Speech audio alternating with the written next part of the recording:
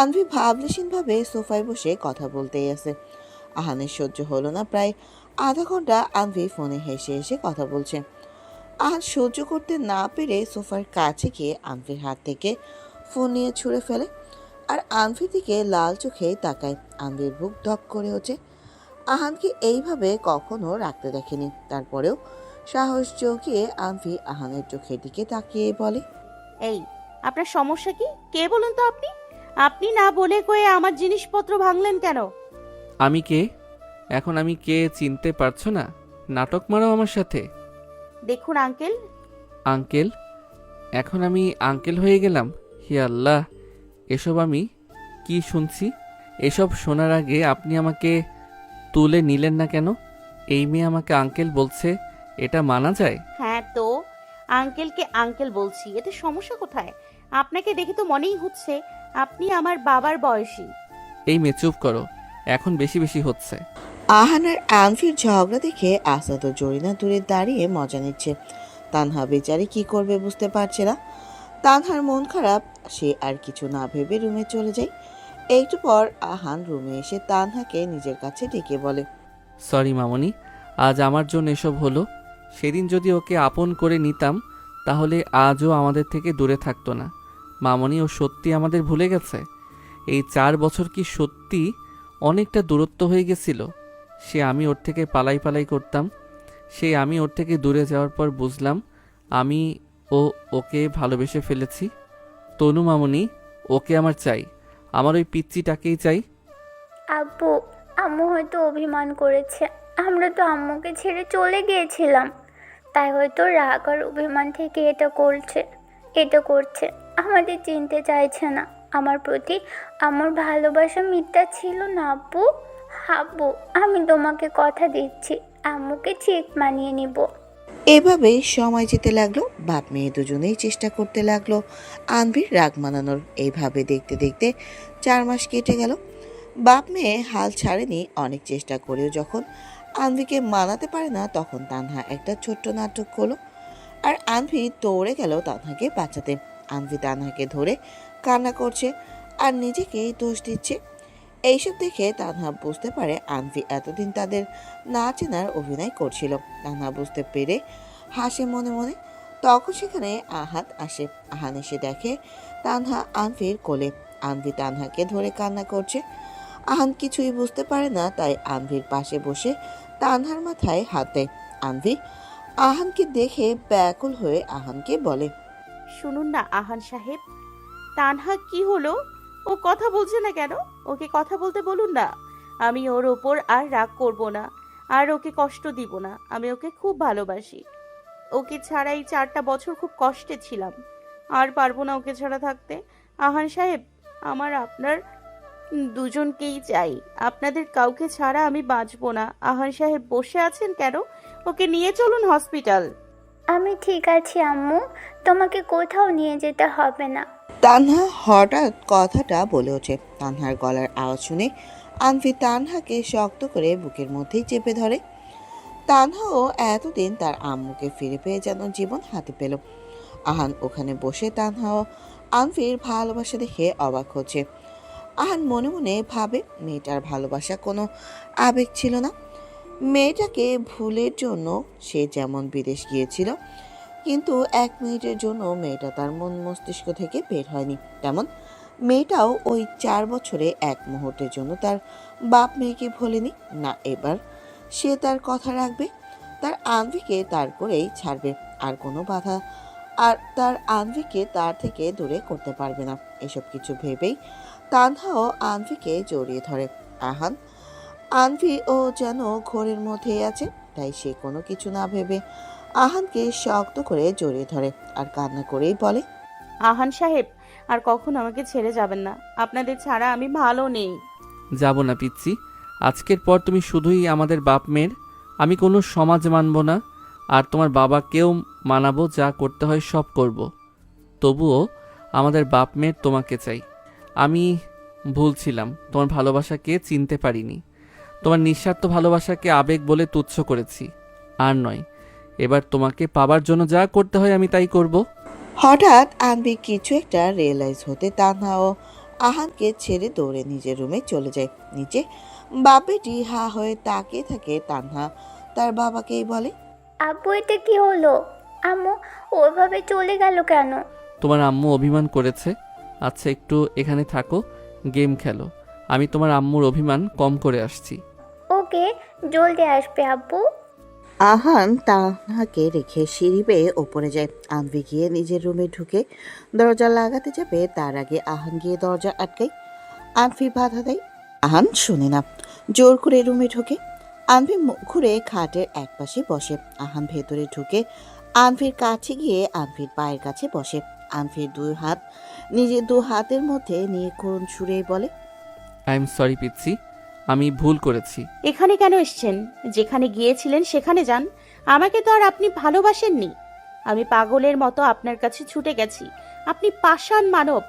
হ্যাঁ তুমি ঠিক বলেছ, আমি পাষাণ।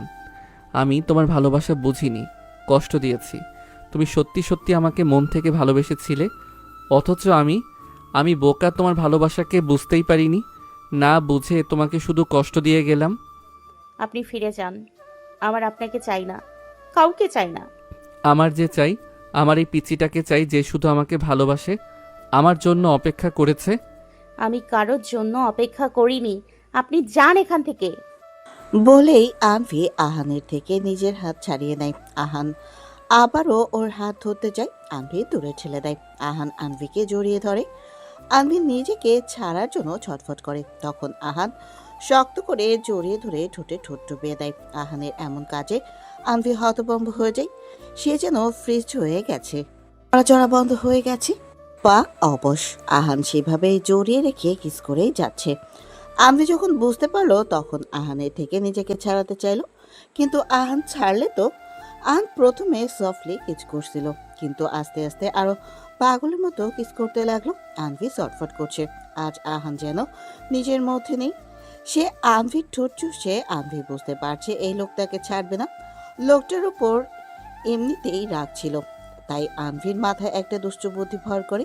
সে আহানকে জ্বালানোর জন্য আনভি তো কামড়ে কামড়ে ঠোঁট কেটে ফেলেছে। এবার একটু জোরেই চাপ পড়েছে। আহান বুঝতে পারে আনভি ইচ্ছে করে তার ঠোঁটের উপর হামলা করছে। আহান কিস করতে করতে মুচকি হাসে। এবার আহান একটা শয়তানি মুচকি হাসি দিয়ে আনভিকে কোলে তুলে নিল। আনভি আহানের গলা জড়িয়ে ধরে। দুজনের বুঝতে পারে তাদের শরীরে আগুন লেগেছে।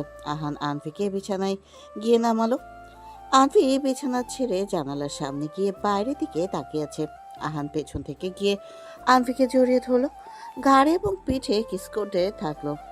আহানের প্রতিটি পরশে আনভি যেন কোনো সুখের সাগরে ভাসে। আহানের ঠোঁটের ভাঁজে পরশ আনভিকে পাগল করে তুলছে। আনভি পারছে না নিজেকে সংযত রাখতে। সে যেন আহানের হাতের কাঠপুতুল। কিছুক্ষণ পর আনভি জানালার থেকে মুখ সরিয়ে আস্তে আস্তে ঘুরে দাঁড়ালো আহানের দিকে। আহান আনভির ঠোঁট আঁকড়ে ধরে। আনভিও আহানের ঠোঁট কামড়ে ধরলো। আহান এবার আর কিছু বলল না। মিনিট খানেক পর দুজনেই রেসপন্স করলো। আহান আনভির ঠোঁট চুষতে শুরু করলো, আর আনভি সারা পিঠে হাত দিয়ে নাড়াতে লাগলো। আনভি এখন চরম উত্তেজনায়। সে আহানের শার্ট খুলে ফেললো। সে কি করছে সে নিজেও জানে না। তারপর আহান আস্তে করে আনভির বুকে কিস করতে লাগলো। আনভি খুব উত্তেজিত হয়ে পড়লো। ধীরে ধীরে আহানের হাতের পরশ আনভি অনুভব করতে লাগলো। আহানের হাত তখন আনভির বুকে। এবার আনভি আর সহ্য করতে পারলো না। আনভি থামাই আহানকে। প্লিজ আহান সাহেব, স্টপ। আর না, এমন করবেন না। I can't control. আনভির কথাটা যেন আহান শুনল। আহান বাস্তবে ফিরে আসে। আহান আনভির থেকে সরে এসে কাতর স্বরেই বলে, সরি পিচ্ছি, আমি কিভাবে কি আর হবে না পড়ি। এরপর তোমাকে ছোঁয়ার আগে তোমার পারমিশন নিয়ে তবেই তোমাকে নিজের করে নেব। কেন ফিরে এসছেন? চলেই তো গিয়েছিলেন, তাহলে আবার কেন দহনে পোড়াতে এলেন? পোড়াতে আসিনি আনভি, এবারে এসেছি তোমাকে আপন করে নিতে। এবারে আমি কারো বাধা মানব না, না তো সমাজ না তোমার বাবা, কারো পরোয়া করি না। আমি তোমাকে চাই, তোমার ভালোবাসার সম্মান দেব। ভালোবাসার সম্মান? তাহলে 4 বছর আগে দিলেন না কেন? তখন তুমি ছোট ছিলে আর আবেগের বয়স ছিল। তখন যদি আমিও তোমার ডাকে সাড়া দিতাম তবে তোমাকে তো পেতামই না, আরও তোমার ক্যারিয়ারটাই নষ্ট হতো। তাই তো তোমাকে পাওয়ার জন্য তোমাকে ছাড়ার সিদ্ধান্ত নিয়েছিলাম। আমি একটা প্রতিজ্ঞা নিয়ে গিয়েছিলাম। কি প্রতিজ্ঞা? আর আপনি তো গেলেন, সাথে আমার মেয়েটাকেও আমার থেকে আলাদা করে দিয়েছিলেন। আমি তানহার সঙ্গে একটা প্ল্যান করেছিলাম। ও যেতে রাজি ছিল না। ও বলেছিল, তুমি আমাদের বাপ মেয়েকে কখনোই ভুলবে না।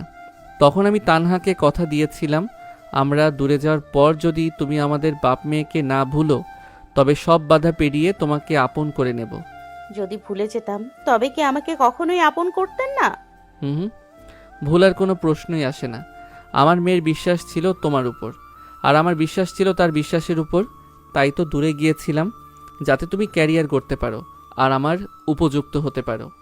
তাহলে কি আমি আপনার উপযুক্ত হতে পেরেছি আহান সাহেব? হয়েছ। তুমি আমার জন্য পারফেক্ট। আমার ভয় করছে আনভি। কেন?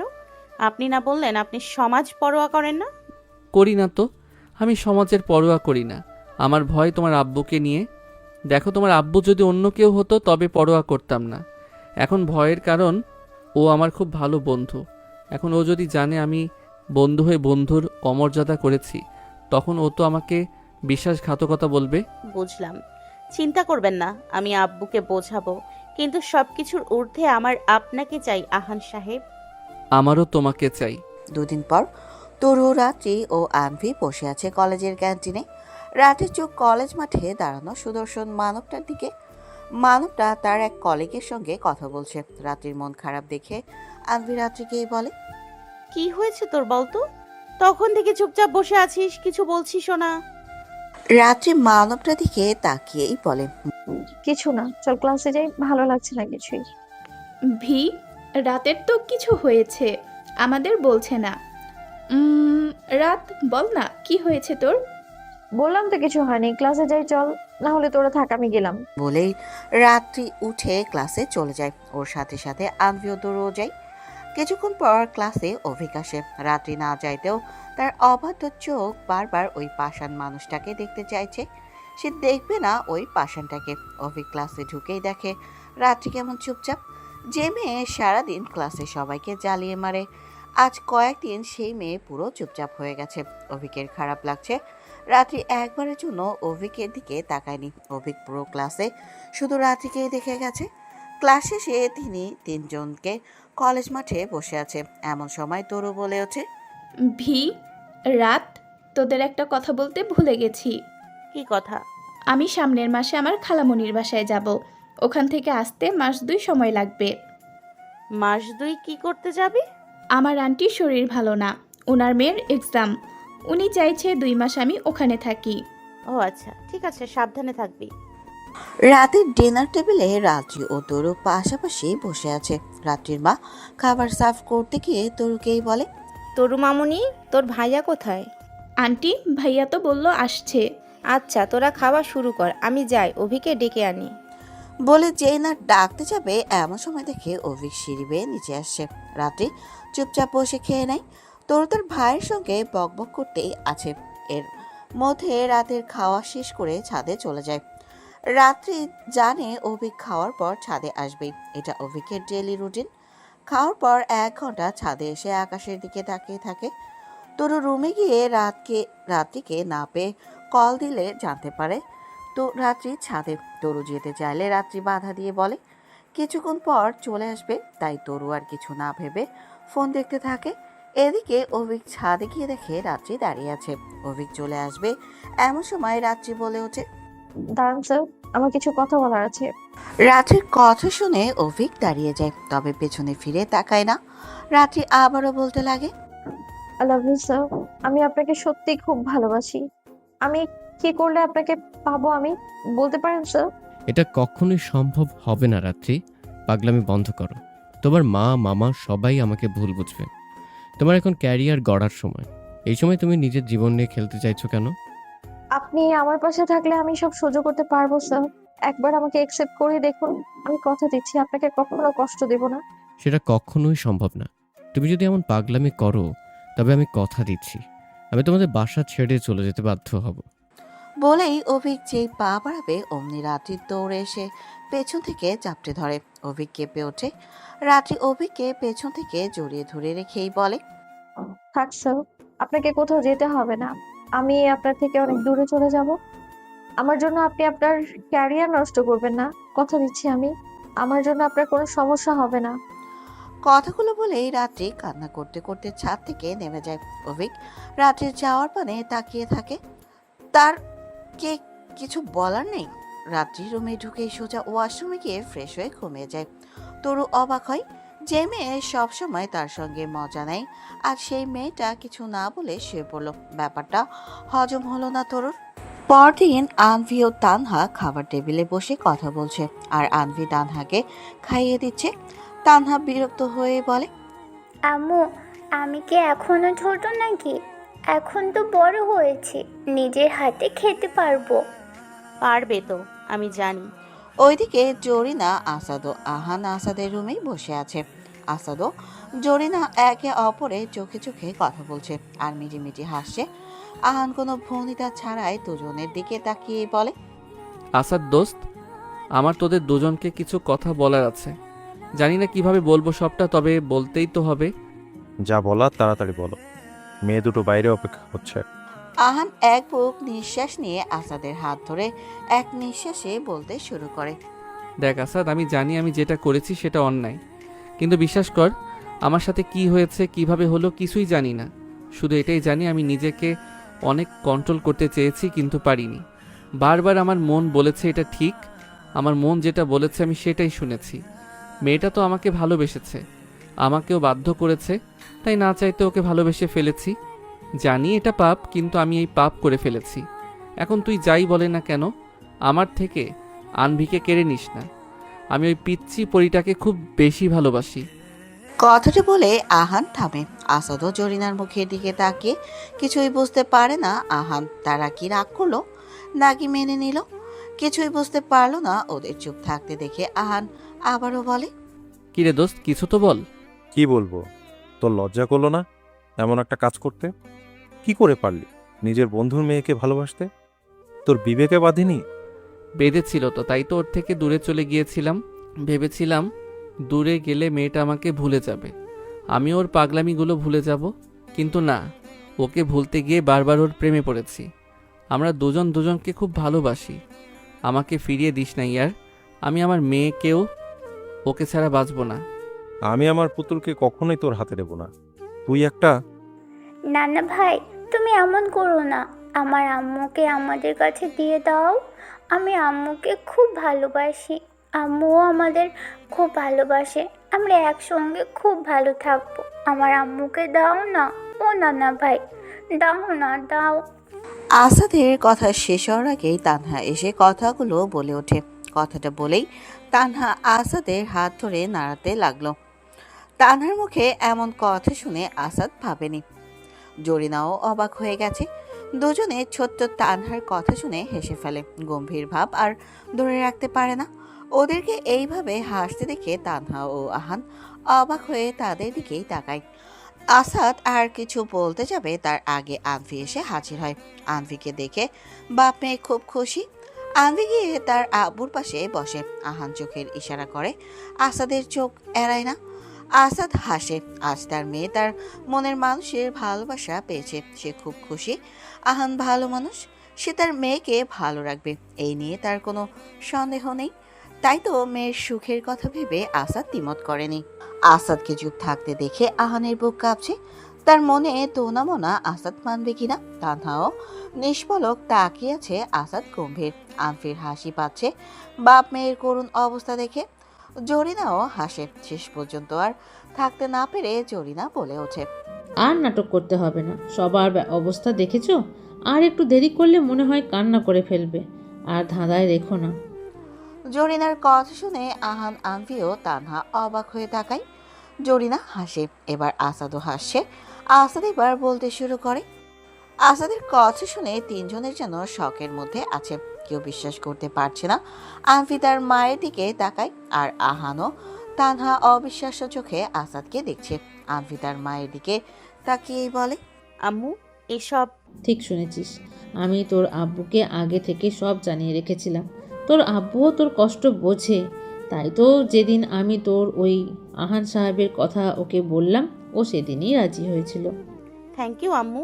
এই জন্য তো তুমি আমার সুইট কিউট আম্মু। আহান অবাক চোখে তাকিয়ে আছে। আসাদ সব বুঝিয়ে বলে। সব শুনে আহান অবাক হয়। সে ভাবতেই পারেনি পিচ্চি মেয়েটা সব বলে দিয়েছিল তার আম্মুকে। মেয়েটা তাকে এতটা ভালোবেসেছিল আর সে কিনা কাপুরুষের মতো পালিয়ে গিয়েছিল। আহানের মাথা নিচু হয়ে যায়। ওইদিকে রাত্রি ঘুম থেকে উঠে মন খারাপ করে আছে। কিছুদিন যাবৎ রাত্রির এই অবস্থা। মেয়েটার মা খেয়াল করেছে মেয়েটার তো কিছু একটা হয়েছে। তরু এসে রাত্রিকে রাখে কলেজের জন্য। রাত্রি জানায় সে যাবে না। তরু কলেজে যাওয়ার জন্য রেডি হয়। ওইদিকে অভিক শাওয়ার নিয়ে বাইরে আসে। কাল থেকে তার মনটাও ভালো নেই। বারবার একটাই কথা মাথায় আসে, মেয়েটাকে ওইভাবে বলা উচিত হয়নি। বাচ্চা মেয়ে, কিছু যদি ভুলভাল করে ফেলে। রাত্রির মা নাস্তার টেবিলে নাস্তা রেডি করে। তরু ও অভিক আসলেও রাত্রি আসেনি। অভিক একবার রাত্রির রুমের দিকে তাকায়। মেয়েটার রুমের দরজা বন্ধ। অভিকের বুকের ভেতর মচর দিয়ে ওঠে। এমন সময় তরু তার কলেজে চলে যাওয়ার ব্যাপারে জানায়। রাত্রির মায়ের মন খারাপ হয়ে যায়। তরু মেয়েটা খুব সুইট। রাত্রির মতো তরুকেও নিজের মেয়ের মতো দেখে। এমন সময় কলিং বেলের আওয়াজ হয়। তরু উঠে দরজা খুলতেই দেখতে পায় ইশাক। তরু মুগ্ধ হয়ে দেখে। তরুকে দেখে ইশাক বলে, অভিক বাসায় আছে? জি ভাইয়া আছে তো, ভিতরে আসুন। ইশাক আসতে তাকে দেখে রাত্রির মা টেবিলে বসতে বলে। অভিকও বলে। তরুর খাওয়া শেষে চলে যায়। নাস্তা করে ইশাকের সঙ্গে বেরিয়ে আসে। কলেজে এসে দেখে তরু, আনভি সবাই আছে, রাত্রি নেই। তরুর কাছে জিজ্ঞাসা করলে তরু জানাই আসেনি। অভিক বুঝতে পারে কারণটা। কিছু না বলে ক্লাস শেষ করে তাড়াতাড়ি বাসায় আসে। কলেজে মন বসছিল না। বাসায় ঢুকে এমন কথা শুনবে অভিক আশা করেনি। অভিক নয়নের রুমে এসে শাওয়ার নেয়। মাথা কিছুতেই ঠান্ডা করতে পারছে না। অভিক রাত্রির করা প্রতিটা পাগলামো, তাকে প্রপোজ করা সবকিছু চোখের সামনে ভাসতে লাগে। সে ভাবতে পারছে না তার পিচ্চি তার উপর অভিমান করে বিদেশ চলে যেতে চাইছে। এটা তো অভিক হতে দিবে না। অভিক চারদিকে তাকিয়ে কাউকে না দেখে আস্তে করে রাত্রির রুমে যায়। রাত্রি তখন ব্যাকপ্যাক করছিল। হঠাৎ দরজা খোলার আওয়াজ পেয়ে ভাবে তার মা এসেছে। সে বলতে যাবে কিছু, তার আগে ঝড়ের বেগে অভিক তার সামনে দাঁড়ায়। অভিক দেখে অবাক হয় রাত্রি। রাত্রি উঠে দাঁড়ায়। কিছু বলার আগেই অভিক গিয়ে রাত্রির ঠোঁটে নিজের ঠোঁট মিশিয়ে দেয়। অভিকের এমন কাজে রাত্রি হতভম্ব হয়ে দাঁড়িয়ে থাকে। সে যেন ভুলে গেছে কি রিয়াকশন দিতে হবে। অভিক কিস করে যাচ্ছে। রাত্রি যখন বুঝতে পারলো তার সঙ্গে কি হচ্ছে, তখন রাত্রি অভিকের থেকে নিজেকে ছাড়াতে চাইলো। অভিক ছাড়লো না। দু হাত দিয়ে মারতে লাগলো অভিককে। অভিক যেন আজ উন্মাদ। অনেক কষ্টে অভির থেকে নিজেকে ছাড়িয়ে শক্ত গলায় বলে, কি ব্যাপার কি আপনার?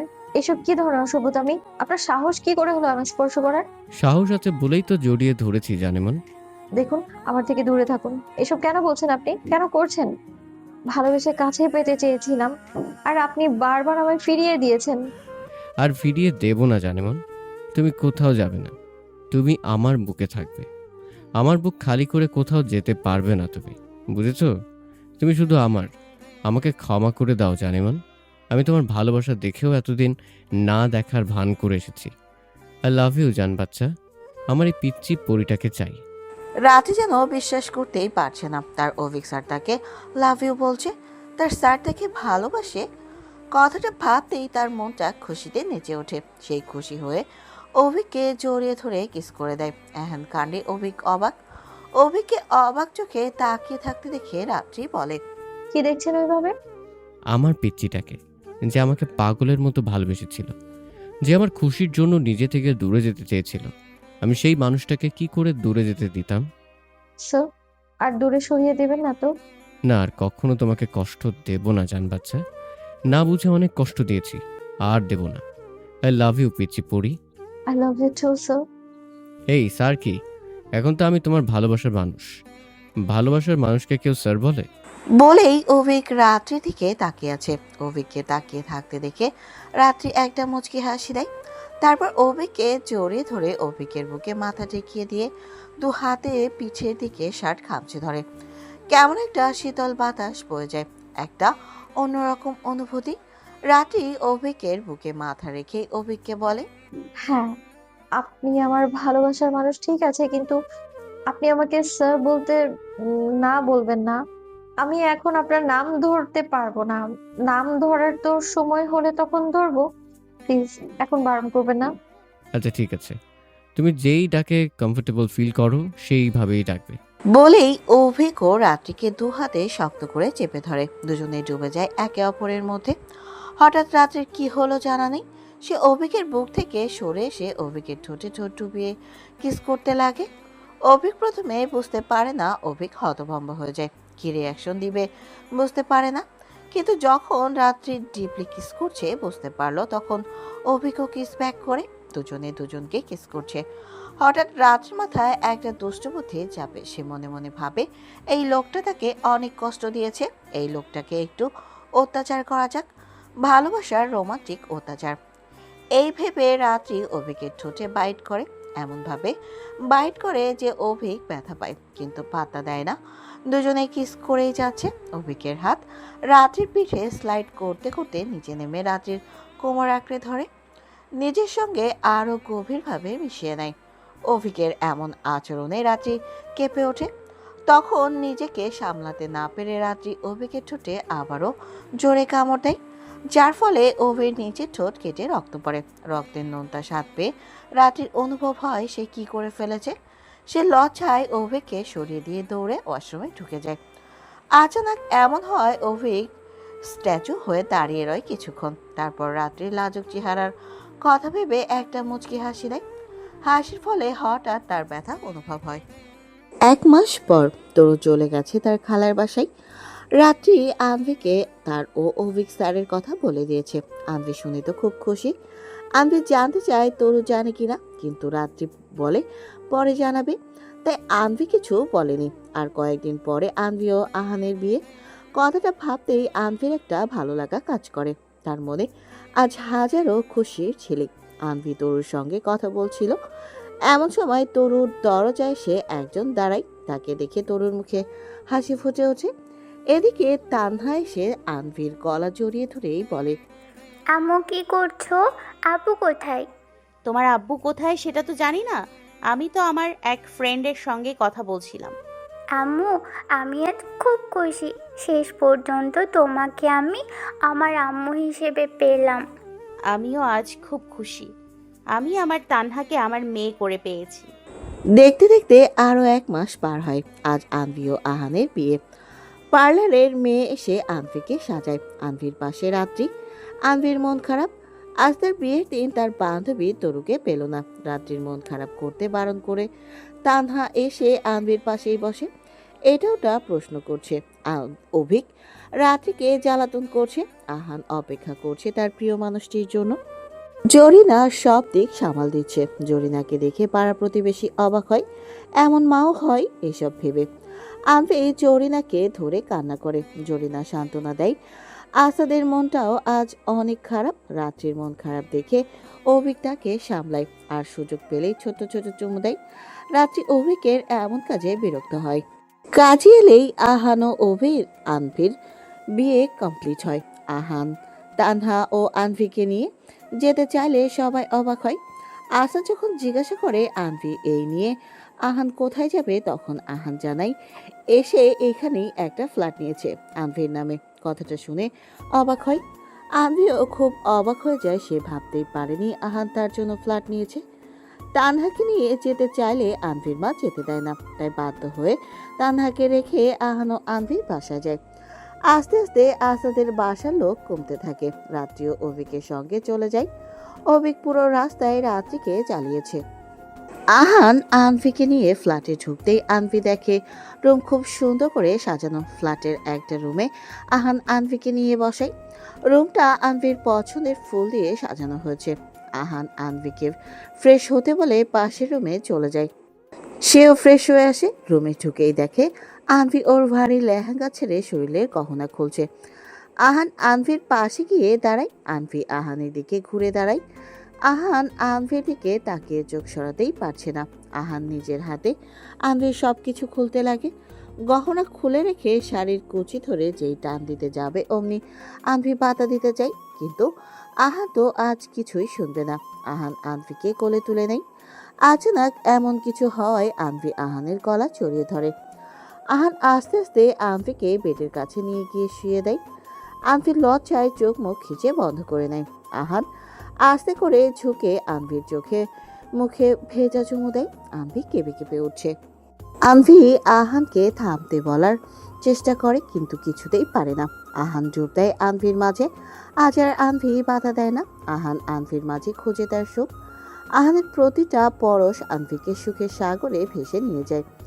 আহান আস্তে আস্তে আনভির ঠোঁটে ঠোঁট দিয়ে চুষতে শুরু করে। আনভির নিঃশ্বাস ভারী হয়ে ওঠে। আহানের ঠোঁট আনভির ঠোঁটে চেপে বসেছে। কিসটা রাফ হিংস্র, যেন সে তার সমস্ত দিনের অপেক্ষা এখানেই ঠেলে দিচ্ছে।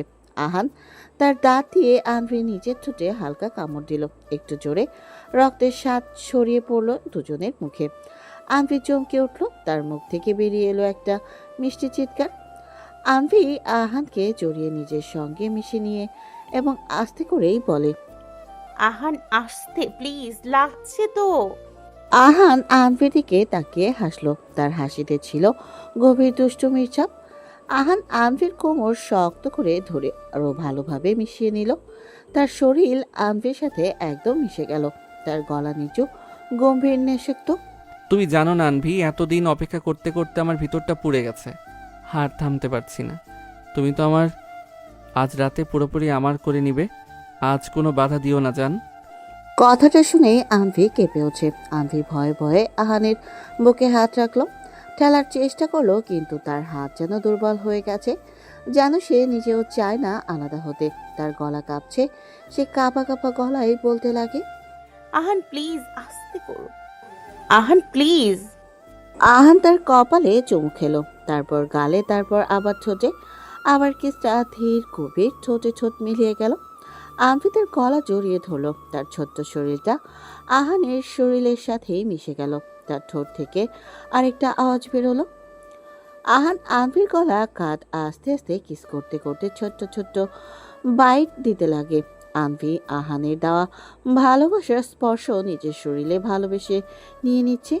এই উন্মাদনা চলল সারা রাত। ছোট্ট মেয়েটা সব সহ্য করে আহানের কাছে নিজেকে সঁপে দিয়েছে। আহানও আগলে নিয়েছে তার ভালোবাসার পরশ দিয়ে। অতীত শেষ, বর্তমান। আনভির সব কথা শুনে তরু অবাক হয়, আর রাত্রি দিকে তাকিয়ে বলে, গল্পের মধ্যে এটা কি ছিল? তুই আর ভাইয়া একে অপরকে ভালোবাসিস আর আমাকে জানাসনি কেন? এই আমাকে ফ্রেন্ড বলিস, অথচ আমার ভাইয়ের সঙ্গে প্রেম করিস আমাকে লুকিয়ে। তোকে লুকিয়ে করিনি ইয়ার, তুই তো হঠাৎ তোর খালামণির বাসায় চলে গেলি, তাই তোকে কিছু বলিনি আমি।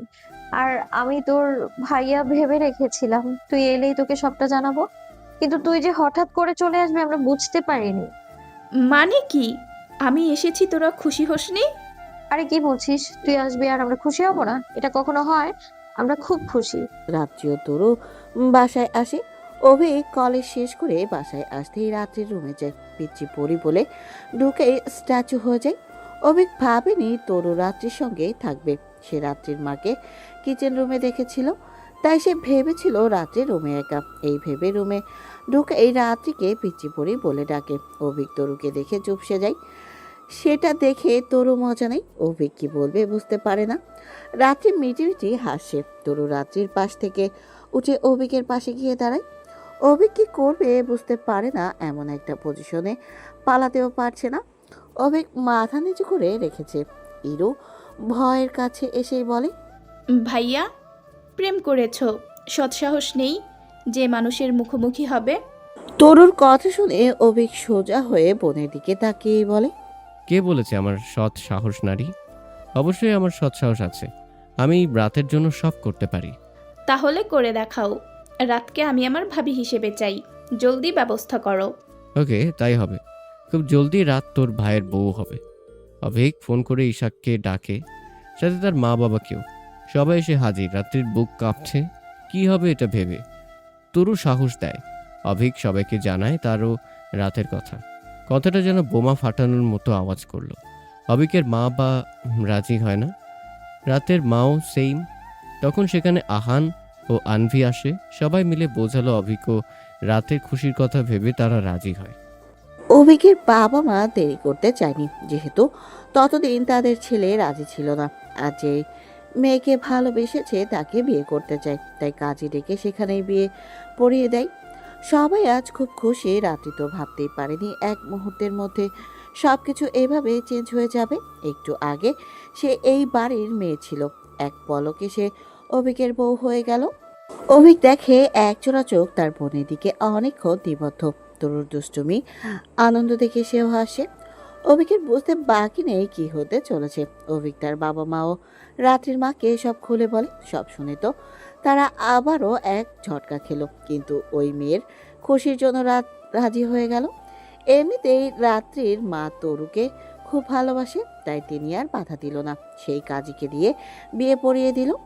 তরুর যেন মাথার উপর দিয়ে গেল সব। তরু রাত্রির কানে কানেই বলে, এটা কি হলো রাত? তুই আমার ভাবি হলেই মানা যায়, কিন্তু আমি তোর মামি, এটা কি মানা যায়? কি আর করার, এটাই আমাদের কপাল। বলেই তিনজন হেসে ওঠে। অভিকও রাত্রি বাসায় ফিরে যায়। তরু যায় ইশাকের বাসায়। ইশাকের রুমে বসে আছে তরু। ইশাক রুমে ঢুকে তরুর পাশে বসে তরুর হাত ধরেই বলে, সরি তরু, তোমাকে ভালোবাসি বলার আগে এভাবে বিয়ে করতে হবে ভাবিনি। কিন্তু তোমাকে পাবার লোভে অভিক যখন তোমাকে বিয়ে করতে বলল, আমি না করতে পারলাম না। তুমি কি আমার উপর রাগ করেছো? রাগ কিনা জানি না, তবে আমি সত্যি এসবের জন্য প্রস্তুত ছিলাম না। তবে এটা নয় যে আমি আপনাকে পছন্দ করি না, আমিও আপনাকে পছন্দ করি, তাই তো ভাইয়ার এক কথায় রাজি হয়ে গেছি। তুমি কবে থেকে আমাকে পছন্দ করতে? যখন খালামণির বাসায় ছিলাম, ওখানে আপনার ছোট ছোট কেয়ারিংগুলো আমার ভালো লাগতো। তাহলে আজ থেকে তুমি আমাকে তোমার করে নাও। বলেই ইশাক দু হাত বাড়িয়ে দেয়। তরু ইশাকের বাহুতে নিজেকে সঁপে দেয়। ওইদিকে রাত্রি অভিকের রুমে বসে আছে। অনেকক্ষণ হলো, কিন্তু অভিকের আসার নাম নেই। রাত্রির খুব রাগ হতে লাগলো। সে খাটের উপর বসে থেকেই মনে মনে বিড়বিড় করলো, মিস্টার অভিক, কি ভেবেছো তুমি নিজেকে? আজ আমাদের বাসর, তোমার মনে নেই? কতক্ষণ যাবত একা একা বসে আছি আমি। আজ আসো তুমি রুমে, তারপর দেখাবো আমি তোমাকে আমাকে জ্বালানোর ফল। এমন অত্যাচার করবো যে আমাকে ছেড়ে দূরে থাকার কথা আর কখনো মাথায় আসবে না। কথাটা ভেবে রাত্রি অপেক্ষা করতে থাকে। এমন সময় রুমের দরজা খুলে কেউ ঢুকে আসে। রাত্রি বুঝতে পারে, তাই শয়তানি হাসি দিয়ে খাপটি মেরে বসে থাকে। যেই অভিক এসে খাটের সামনে দাঁড়িয়েছে, অমনি রাত্রি অভিককে ঠেলে বিছানায় ফেলে দেয়। রাত্রির এরূপ দেখে তো অভিকের জান যায় যায় অবস্থা। এই কোন রাত্রিকে দেখছে সে? রাত্রি একটু টিয়ারিং, এটা অভিক জানে, কিন্তু এতটা টিয়ারিং হবে সেটা বুঝতে পারেনি। অভিক মিনমিনের স্বরে কিছু বলতে যাবে, তার আগে রাত্রি এক লাফে অভিকের উপর উঠে যায়। এ তো চমকের ওপর চমক হচ্ছে। এসে কোন রাত্রিকে দেখছে? রাতের অন্ধকারে রুমের ডিম লাইটের আলোতে ভেতরটা যেন অদ্ভুত সুন্দর করে তুলেছে। তার উপর রাত্রির এমন রোমান্টিক অত্যাচার অভিককে যেন নিজের মধ্যে নেই। পরিবেশটা আরো উষ্ণ হয়ে উঠেছিল। রুমের ভেতরে দুজনের ভারী নিঃশ্বাস আর হৃদস্পন্দনের শব্দ। রাত্রি অভিকের ঠোঁটে চুমু খেতে খেতে ধীরে ধীরে তার শরীরটা অভির ওপর মিশিয়ে দিচ্ছিল। চুমুটা আরো গভীর হয়ে উঠল। তার ঠোঁট অভিকের ঠোঁটের সাথে মিশে একাকার হয়ে গেল, যেন সে সব কিছু ভুলে গিয়ে শুধু এই মুহূর্তটাকেই অনুভব করতে চাইছে। অভির হাত রাতের কোমর জড়িয়ে ধরল। রাত্রি অভিকে শক্ত করে চেপে ধরল। চুমু খেতে খেতে রাত্রি অভিকে বিছানায় পিষে ফেলল। অভিক বিছানার সঙ্গে লেপ্টে গেছে। রাত্রি অভির ওপর ঝুঁকে পড়ল। রাত্রির চুল অভির মুখে ছড়িয়ে গেল। চুমুটা এখন আরো তীব্র, আরো ডার্ক। রাতের ঠোঁট অভিকের ঠোঁটের ওপর চেপে ধীরে ধীরে তার ঠোঁটের কোণা, নিচের ঠোঁট সব কিছুতে চুমু খেতে লাগলো। দুজনের শ্বাস ভারী হতে লাগলো। অভির হাত রাতের পিঠে বেয়ে উঠে গেল। অভি রাত্রিকে আরো কাছে টেনে নিল। রাত্রি তার ওপর শুয়ে পড়ল। রাত্রির ঠোঁট অভির ঠোঁট থেকে নেমে আস্তে আস্তে নিচের দিকে নামতে লাগলো। সে অভির গলায় আলতো করে চুমু খেলো, তারপর আরো গভীর করে চুমু খেতে লাগলো। অভির শ্বাস ভারী হয়ে উঠেছে, তার শরীর কাঁপতে লাগলো, ঠোঁট কাঁপছে। রাত্রি অভির গলায় চুমু খেতে খেতে ফিসফিস করেই বলল, এটা তোমার শাস্তি অভি, আমাকে অপেক্ষা করানোর শাস্তি। রাতের কথা শুনে অভিক একটা হাসি দিয়েই বলে, দেরি করার শাস্তি যদি এরকম হয়, তবে এই শাস্তি আমি সারা জীবন মেনে নিতে রাজি আছি জান বাচ্চা।